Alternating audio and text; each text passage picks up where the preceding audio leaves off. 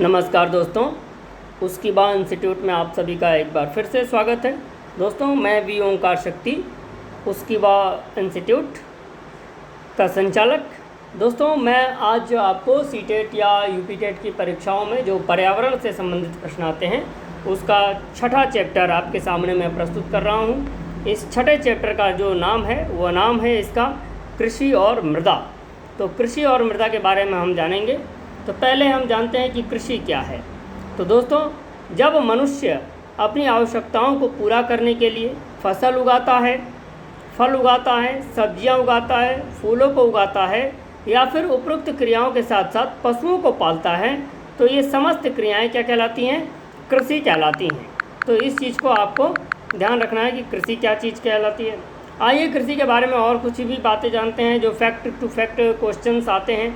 जैसे कृषि एक प्राथमिक कार्य है। ये कौन सी क्रिया प्राथमिक क्रियाकलाप है? तो मैं आपको बताऊं कि प्राथमिक क्रियाकलाप में कृषि आती है, द्वितीयक क्रियाकलाप में भी कृषि आती है, परंतु वह कृषि व्यापार के लिए होती है और वाणिज्य के लिए होती है। जैसे उसमें नगदी कृषि की जाती है। जैसे अपन अगर गन्ना उगाते हैं तो गन्ना खाने के लिए नहीं उगाते, गन्ना बेचने के लिए उगाते हैं। पर धान गेहूँ उगाते हैं तो अपन पहले खाते हैं, खाने के लिए रखते हैं, किसान अपने खाने के लिए रखता है, बाद में अधिक होता है तो बेचता है। तो प्राथमिक क्रियाकलाप में कृषि का काम होता है, द्वितीयक में वाणिज्यिक कृषि का काम होता है, तृतीयक क्रियाकलाप में सेवाएं दी जाती हैं। ठीक है, तो इस प्रकार से क्रियाकलाप चलते हैं। तो अपन कृषि की बात कर रहे हैं। कृषि एक प्राथमिक क्रिया है। दूसरी बात, जिसमें प्राकृतिक संसाधनों का उपयोग कर मनुष्य अपनी आवश्यकता हेतु उत्पादन करता है। ठीक है, फिर पौधे हमारे जीवन के मुख्य स्रोत हैं। उनसे भोजन प्राप्त करने के लिए हमें उन्हें मिट्टी में उगाना पड़ता है। जब हम एक ही तरह के पौधों को बड़े पैमाने पर उगाते हैं तो उसे अपन फसल कहते हैं। जैसे गेहूं की फसल, धान की फसल, ज्वार की फसल, बाजरे की फसल, मक्के की फसल, गन्ने की फसल, चाय की फसल इत्यादि, ये सारी चीज़ें हैं। अब अपन बात करते हैं कृषि पद्धतियों की। कृषि की जो पद्धतियाँ हैं, टेक्निक हैं। जैसे फसल उगाने के लिए मनुष्य रूपी किसान को कई चरण अपनाने पड़ते हैं। इन चरणों को अपन क्या बोलते हैं? कृषि पद्धतियाँ कहते हैं। जैसे ये पद्धतियाँ कौन कौन सी हैं? तो पहली पद्धति है मिट्टी तैयार करना या जुताई करना। ठीक है, तो पहली चीज़ है मिट्टी तैयार करना या जुताई करना। इस प्रक्रिया में मिट्टी को पोला या भुरभुरा बनाया जाता है ना, ताकि मिट्टी के अंदर मौजूद पोषक पदार्थ ऊपर आ जाएं और पौधे उनका उपयोग कर अच्छी फसल दे सकें। ठीक है, तो ये पहली प्रक्रिया रही। दूसरी प्रक्रिया क्या रही? आइए, इससे आप सभी परिचित होंगे। कृषि क्षेत्र के विद्यार्थी तो ज़्यादा परिचित होंगे, जैसे उत्तर भारत के विद्यार्थी ज़्यादा परिचित होंगे, जो भी मैदानी भाग के विद्यार्थी हैं इससे बहुत ही ज़्यादा परिचित होंगे। बुआई, मिट्टी में बीज बोने की प्रक्रिया क्या कहलाती है? बुआई कहलाती है। बीजों के न्यूनतम निश्चित दूरी होनी चाहिए। बीजों के बीच में न्यूनतम निश्चित दूरी होनी चाहिए ताकि सभी बीज को एक समान रूप से सूर्य का प्रकाश, पोषक तत्व और पानी मिल सकें। ये इम्पोर्टेंट बात है। इससे बहुत सारे प्रश्न आते हैं। ये आसान है, परंतु आपके लिए कभी कभी ऐसा प्रश्न आ जाता है कि उससे पार पाना थोड़ा सा मुश्किल हो जाता है और डबल माइंडेड हो जाते हैं। तीसरी बात है खाद्य एवं उर्वरक देना। ठीक है, तो लगातार फसलें उगाने से मिट्टी में पोषक तत्वों की क्या हो जाती है? कमी हो जाती है। इस कमी को पूरा करने के लिए मिट्टी में अपन खाद और उर्वरक डाले जाते हैं या डालते हैं। पौधों के लिए आवश्यक पोषक तत्व कौन कौन से हैं? तो इस पर अपन चर्चा करते हैं, इसको जानते हैं। इससे हमेशा प्रश्न आता है कि पौधों के लिए आवश्यक पोषक तत्व कौन कौन से हैं। तो जानिए, कार्बन है, ऑक्सीजन है, हाइड्रोजन है, नाइट्रोजन है, फास्फोरस है, पोटेशियम है, कैल्शियम है, मैग्नीशियम है, जस्ता है, लोहा है, तांबा है आदि बहुत सारे खनिज जो है इनके पोषक तत्व हैं। पर ये सब सारे मोस्ट इम्पॉर्टेंट हैं। ये हमेशा प्रश्न आते हैं कि इनमें से कोई एक रहेगा और एक नहीं रहेगा, कौन आवश्यक है? तो इसके लिए आवश्यक है। अगला क्या होता है? सिंचाई। अगली पद्धति है हमारी सिंचाई। इससे हम प्रश्न आ जाते हैं सिंचाई से। विभिन्न अंतराल पर खेत में पानी या जल देना क्या कहलाता है? सिंचाई कहलाता है। तो सिंचाई की जो विधियाँ हैं, आधुनिक विधियाँ, ठीक है, जैसे कम से कम जल, जैसे हमारे पास जल का संकट है, आप सभी जानते हैं, तो कम से कम जल में अपन क्या कर सकें? खेत की सिंचाई कर सकें या पौधों को पानी पिला सकें, तो आधुनिक विधियों का सहारा लिया जाता है।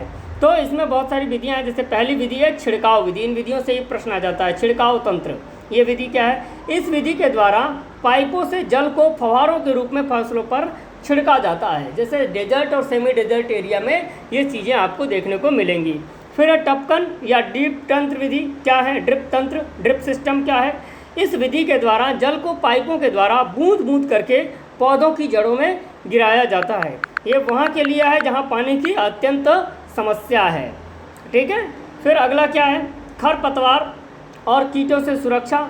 समझ में आ रहा? जो भी हमारे पास घास वगैरह हैं, खरपतवार हैं, ठीक है, और जो कीड़े मकोड़े आ जाते हैं जो फसलों को नुकसान पहुंचाते हैं, तो उनको के लिए क्या करते हैं अपन? पहले खेतों में प्राकृतिक रूप से उगने वाले अवांछित जो पौधे होते हैं वो क्या कहलाते हैं?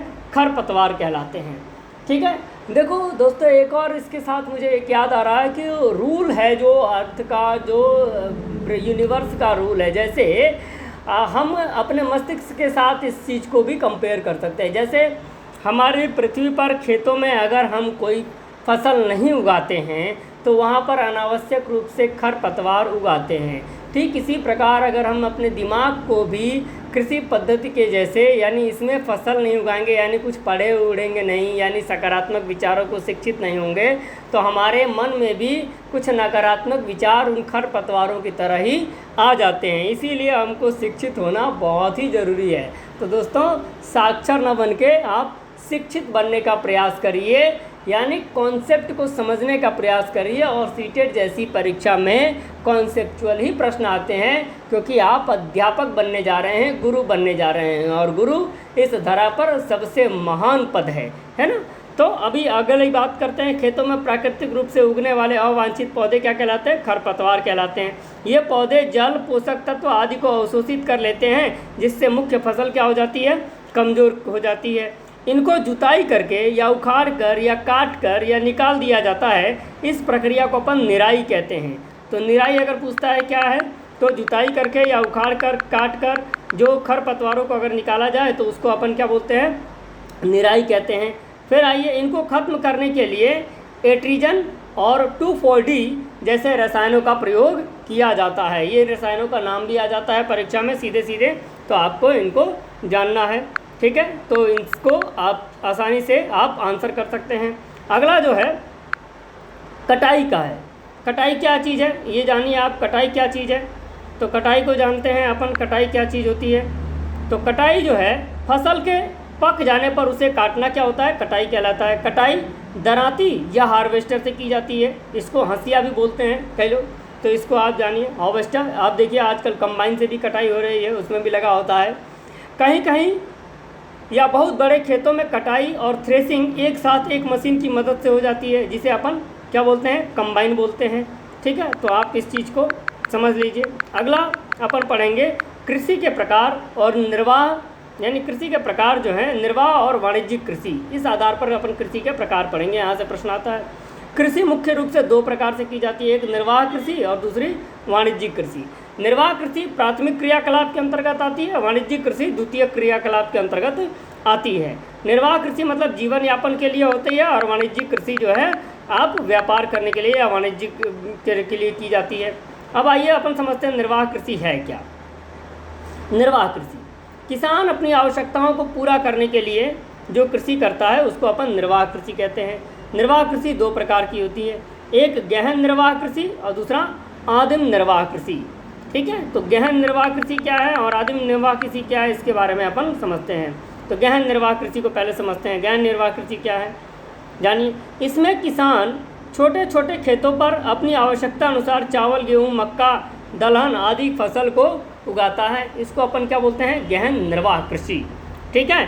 चावल इस कोटि में दुनिया की सबसे बड़ी फसल है, पहली फसल है। दूसरी फसल गेहूं है और तीसरी बड़ी फसल मक्का है। तो दुनिया की पहली खाद्यान्न बड़ी फसल चावल है, दूसरी खाद्यान्न फसल गेहूं है और तीसरी खाद्यान्न फसल मक्का है। ये भी प्रश्न आ जाता है, तो ये आपको याद रखना है। दोस्तों, ये एनवायरनमेंट का जो चैप्टर है वो किसी भी जीके की परीक्षा के लिए भी उपयोगी है, तो आप इसको इस आधार पर भी पढ़ सकते हैं। फिर अब आइए अपन पढ़ते हैं क्या? आदिम निर्वाह कृषि। आदिम निर्वाह कृषि क्या है? आदिम निर्वाह कृषि 2 प्रकार की होती है, ये आपको जानना है। आदिम निर्वाह कृषि 2 प्रकार की होती है, इंपॉर्टेंट है, इससे हमेशा प्रश्न आता है।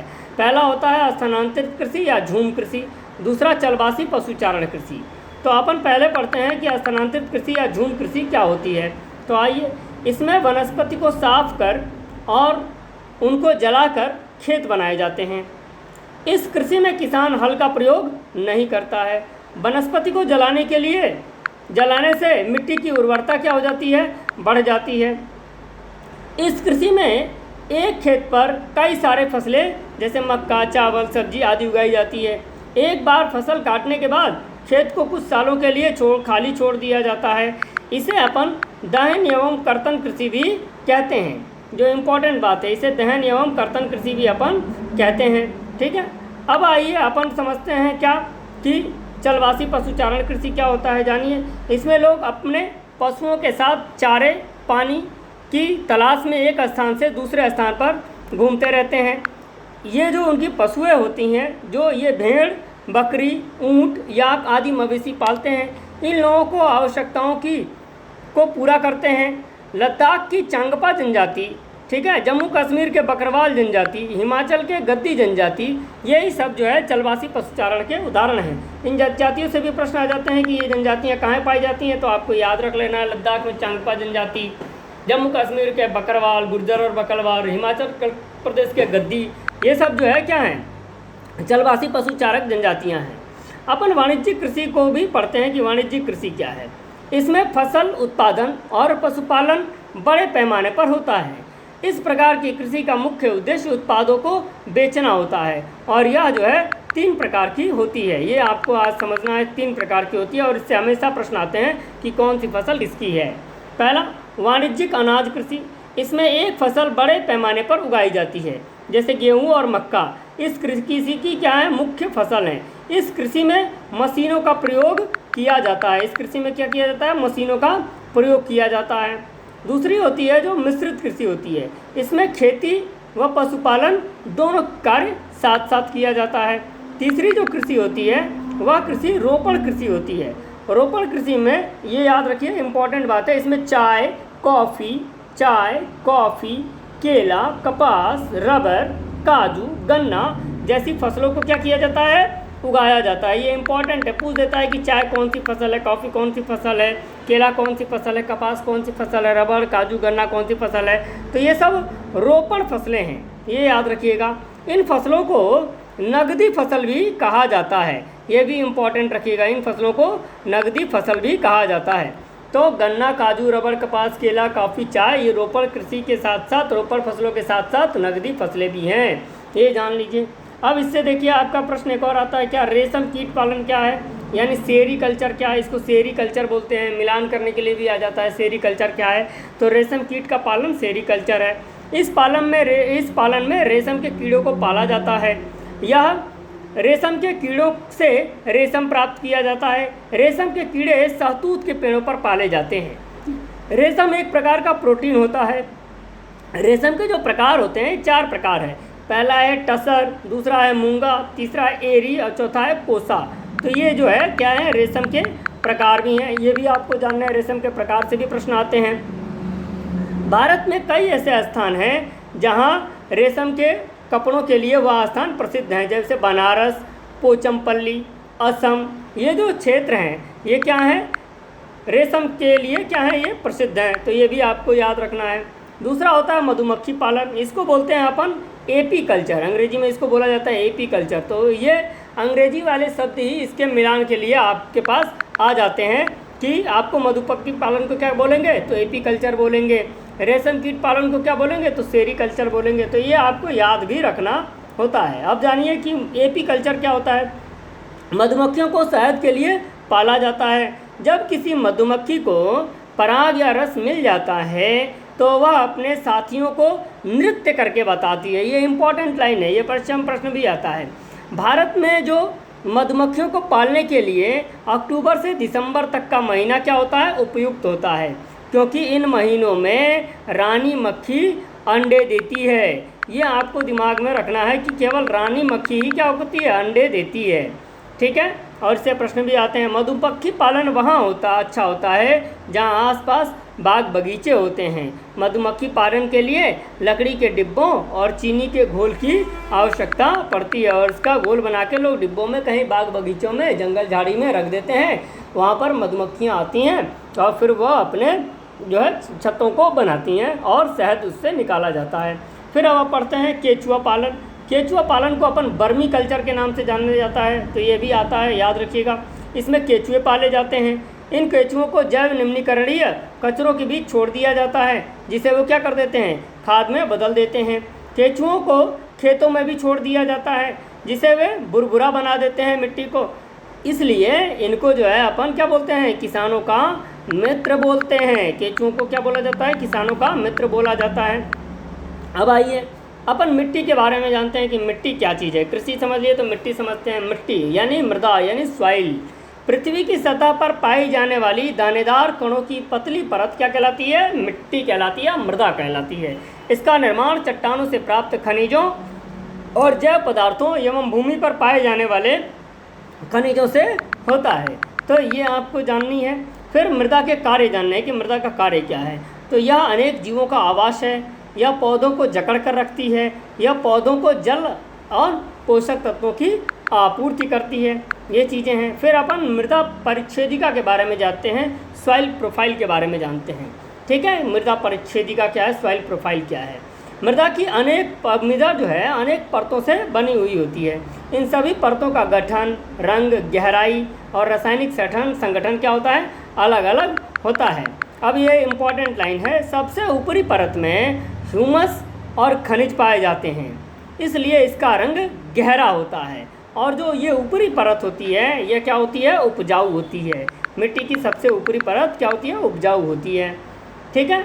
दूसरी परत कठोर होती है, इसमें ह्यूमस थोड़ा कम होता है, परंतु इसमें खनिज पदार्थ ज़्यादा होते हैं। तीसरी परत पत्थरों की होती है। चौथी परत में आधार सेल पाए जाते हैं। चौथी परत में क्या पाए जाते हैं, आधार सेल पाए जाते हैं। और यहाँ से भी प्रश्न आता है, यह जो है आधार सेल क्या होता है, यह मिट्टी को उसका रंग प्रदान करता है। इसी आधार पर मिट्टी का रंग बदलता रहता है। लाल मिट्टी, पीली मिट्टी, काली मिट्टी। आप जानते हैं NCAR ने भारत की मृदा को 8 प्रमुख और 27 गौण भागों में विभाजित भी किया है, तो ये भी आपको जानना है। मृदा का निम्नीकरण क्या होता है, ये जानिए। निम्नीकरण मृदा का, मृदा निम्न कारणों से खराब हो जाती है और खराब होने की प्रक्रिया को ही अपन क्या बोलते हैं, निम्नीकरण बोलते हैं। जैसे जंगल के काटने से, उर्वरकों और कीटनाशकों के प्रयोग से, अत्यधिक वर्षा और बाढ़ से, भूस्खलन से, अतिचारण से, एक ही तरह की फसल बार बार उगाने से मृदा क्या हो जाती है, खराब हो जाती है। यानी मृदा में पोषक तत्वों की क्या हो जाती है, कमी हो जाती है।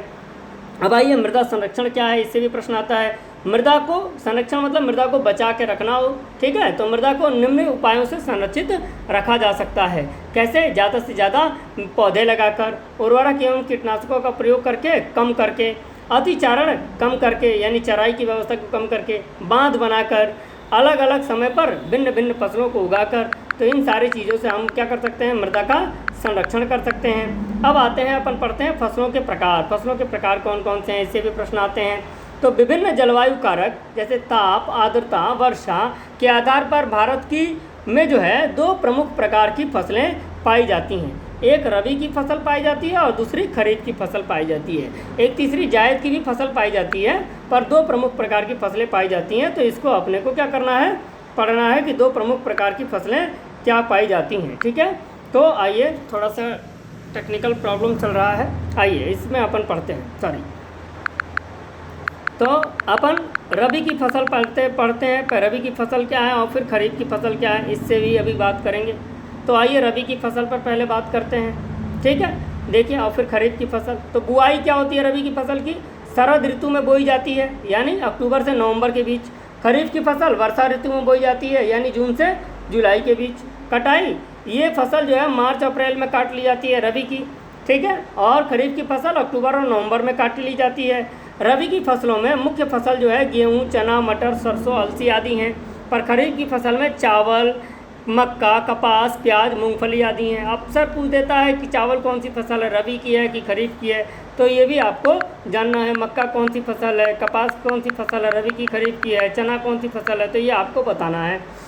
अगली बात आते हैं, नोट करके एक चीज़ देखिए, लिखा है अप्रैल से जून के महीनों में भी फसलें उगाई जाती हैं, जिन्हें अपन जायद की फसल कहते हैं। इनमें खीरा, ककड़ी, तरबूज, खरबूजा, तुरई, लौकी इत्यादि जो सब्जियों भी होती हैं बहुत सारी, ठीक है, वो इनको अपन जायद की फसल बोलते हैं।